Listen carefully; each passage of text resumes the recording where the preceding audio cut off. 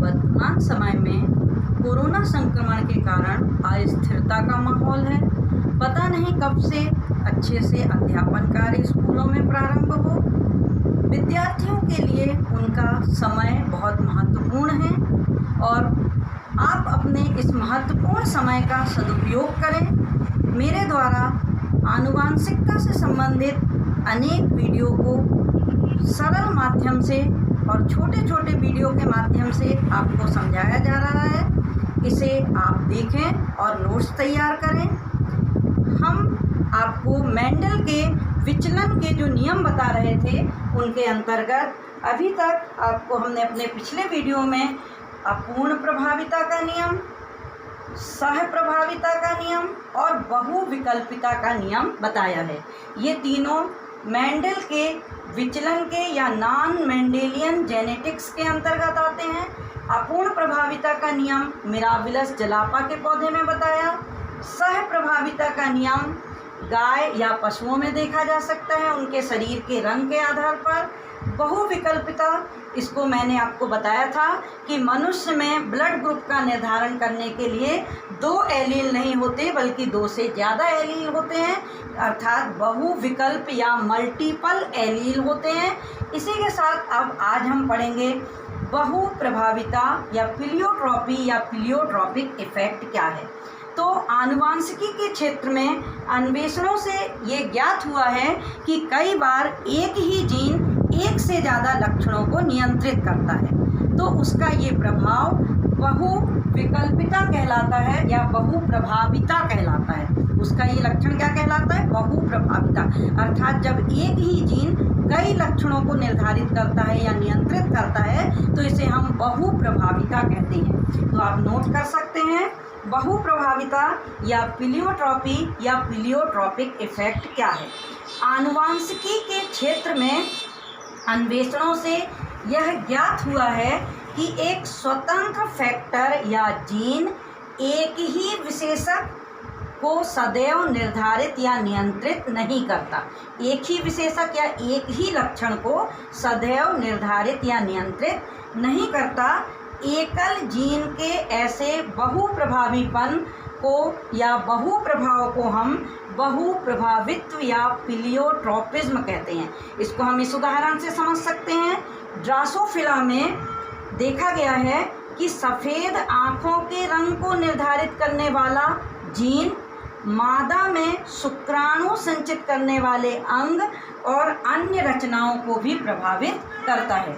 तो इस तरह से आपने देखा कि बहुप्रभावित्व अर्थात एक ही जीन है जो कि ड्रासोफिला में सफ़ेद आंगों के रंग को भी नियंत्रित कर रहा है और वही जीन मादा में शुक्राणु संचित करने वाले अंग को भी नियंत्रित कर रहा है। ऐसे ही ज्वार में एक ही जीन है जो कि ज्वार के पौधे के पर्वों की लंबाई को भी नियंत्रित करता है, पत्तियों की लंबाई को भी नियंत्रित करता है और पुष्पक्रम की लंबाई को भी नियंत्रित करता है। तो इस तरह जब एक जीन एक से ज़्यादा काम करे तो उसे हम बहुप्रभाविता प्लियोट्रॉपी या प्लियोट्रॉपिक इफेक्ट कहेंगे और ऐसे जीन को बहुविकल्पी जीन कहा जाता है। अब हम 5वां पॉइंट देखते हैं, घातकता या घातक फैक्टर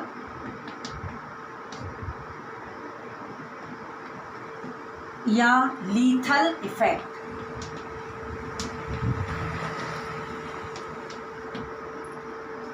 तो कुछ ऐसे जीन भी होते हैं जो कि किसी भी समय किसी जीव की मृत्यु का कारण बन जाते हैं।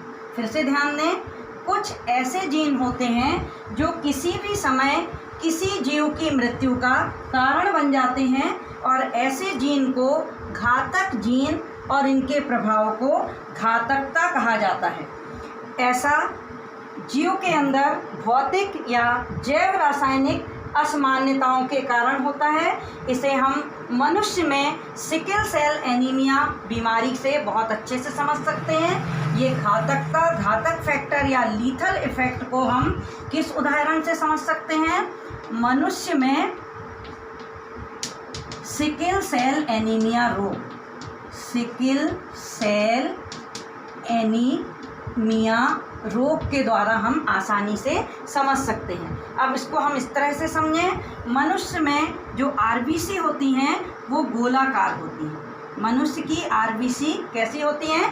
गोलाकार। और इनको गोलाकार बनाने के लिए जो जीन है वो है कैपिटल HS। ये प्रभावी जीन कहलाता है। और जब ये प्रभावी अवस्था में होता है, कैपिटल HS प्रभावी जीन है और ये प्रभावी अवस्था में राउंड या गोलाकार आरबीसी का निर्धारण करता है। और इन आरबीसी के अंदर ज़्यादा हीमोग्लोबिन होता है, इसलिए ऑक्सीजन की सप्लाई अच्छे से होती है। लेकिन कभी कभी ये स्मॉल HS या अप्रभावी जीन अगर जीव के अंदर उपस्थित है तो इस अप्रभावी जीन के कारण ये जो आरबीसी हैं ये गोलाकार ना रह करके इस तरह से सिकल या हंसिए के आकार की हो जाती हैं। ये आरबीसीज अब कैसी हो गई हैं? हंसिए के आकार की हो गई हैं, हंसियाकार या सिकल सेल हो गई हैं। तो इन आरबीसी के पास हीमोग्लोबिन की मात्रा कम होती है और जब हीमोग्लोबिन की मात्रा कम होगी तो O2 की सप्लाई भी कम हो जाएगी, क्योंकि हीमोग्लोबिन ही है जो कि ऑक्सीजन को अपने अंदर बांधकर रखता है। तो मनुष्य में सिकल सेल एनीमिया एक ऐसी बीमारी है जो अप्रभावी जीन स्मॉल HS के कारण होती है। अब इसको हम इस तरह से समझें, अगर किसी मनुष्य के पास दोनों HS कैपिटल वाले यानी कि होमोलोगस या समजात अवस्था है तो ऐसा व्यक्ति नॉर्मल होगा। कैसा होगा? ऐसा व्यक्ति नॉर्मल होगा, उसको कोई भी बीमारी नहीं होगी। लेकिन अगर एक HS प्रभावी जीन है और दूसरा HS अप्रभावी जीन है तो ऐसे व्यक्ति को सिकल सेल एनीमिया रोग होगा। कौन सी बीमारी होगी? सिकल सेल एनीमिया बीमारी होगी। और ये जो सिकल सेल एनीमिया बीमारी है ये उतनी घातक नहीं है, क्योंकि इस रोग से ग्रसित व्यक्ति की आधी आरबीसी कैसी होंगी? गोल। आधी आरबीसी गोल होंगी और आधी आरबीसी हंसिए के आकार की होंगी। यानी सिकल सेल एनीमिया से ये व्यक्ति ग्रसित होगा, ये जल्दी थक जाएगा, ज़्यादा मेहनत का काम नहीं कर पाएगा, परंतु ये इसकी मृत्यु का कारण नहीं बनेगा। इस तरह की अवस्था जो है वो इसकी मृत्यु का कारण नहीं बनेगी। लेकिन अगर किसी व्यक्ति के पास स्मॉल HS इस तरह से अगर जीव है तो ऐसी अवस्था में जन्म लेने वाला बच्चा जन्म के तुरंत बाद मृत हो जाता है। ऐसा स्मॉल HS अप्रभावी जीन, अगर दोनों जीन अप्रभावी हैं तो ऐसा जो बच्चा है उसकी जन्म के तुरंत बाद मृत्यु हो जाती है। अब जन्म के तुरंत बाद ऐसे बच्चे की मृत्यु क्यों हो जाती है? क्योंकि ऐसे बच्चे के पास सारी आरबीसी हंसिए के आकार की होती हैं और जब सारी आरबीसी हंसिए के आकार की होंगी तो हीमोग्लोबिन की मात्रा बहुत कम हो जाएगी, ऑक्सीजन की सप्लाई बहुत कम हो जाएगी। तो जब तक वो अपने माँ के गर्भ में था तब तक गर्भनाल के द्वारा उसको ऑक्सीजन मिलती रहेगी, लेकिन बाद में क्या होगा? जैसे ही उसका जन्म होगा तो ऑक्सीजन की सप्लाई कम होने के कारण उसकी मृत्यु हो जाएगी। तो मैंने आपको बताया लीथल इफ़ेक्ट क्या है। तो इसमें आपने क्या देखा कि कुछ ऐसे जीन भी होते हैं जो जीव के जीवन काल में किसी भी समय उसकी मृत्यु का कारण बनते हैं। और यहाँ पर मृत्यु का कारण जीन कब बना? जब स्मॉल HS अप्रभावी कारक जब एक साथ मौजूद हों तो ऐसे बच्चे की जन्म के तुरंत बाद मृत्यु हो जाती है।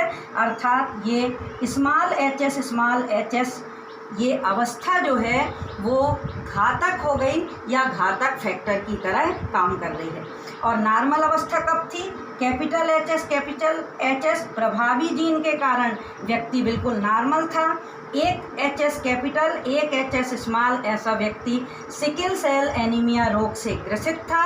और अगर दोनों अप्रभावी जीन हैं तो ये दोनों अप्रभावी जीन घातक होकर जीव की मृत्यु का कारण बन जाते हैं। सिकल सेल एनीमिया रोग से ग्रसित जो व्यक्ति हैं उनके बारे में एक और बहुत रोचक तथ्य ये है कि जिसको ये रोग होता है उस व्यक्ति को कभी भी मलेरिया रोग नहीं होता। अब ये क्या इसका संबंध है? ऐसा व्यक्ति जिसको सिकल सेल एनीमिया बीमारी है उसको मलेरिया रोग कभी भी नहीं होता। तो ऐसा क्यों? दक्षिण अफ्रीका आदि क्षेत्रों में जहाँ मच्छर बहुत अधिक पाए जाते हैं वहाँ पर सिकल सेल एनीमिया से ग्रसित व्यक्ति अच्छे से सरवाइव कर सकते हैं। उसका कारण ये है कि सिकल सेल एनीमिया से ग्रसित व्यक्ति की ये जो हंसियाकार आरबीसी हैं इसके अंदर मलेरिया का परजीवी अपना जीवन चक्र पूरा नहीं कर पाता, इसलिए सिकल सेल एनीमिया से ग्रसित व्यक्ति को कभी भी मलेरिया रोग नहीं होता। और सिकल सेल एनीमिया से ग्रसित व्यक्ति के अंदर एक बुराई ये है कि वो जल्दी थक जाता है, क्योंकि उसकी आधी आरबीसी गोलाकार हैं और आधी आरबीसी हंसिए के आकार की हैं। तो इस तरह से मैंने आपको मेंडल के पश्चात आनुवांशिकी सिद्धांत में अपने 2 वीडियो में पूरे 5 पॉइंट बताए हैं। अपूर्ण प्रभाविता, सह प्रभाविता, बहुविकल्पिता, बहुप्रभाविता और घातकता या घातक फैक्टर। Thank you.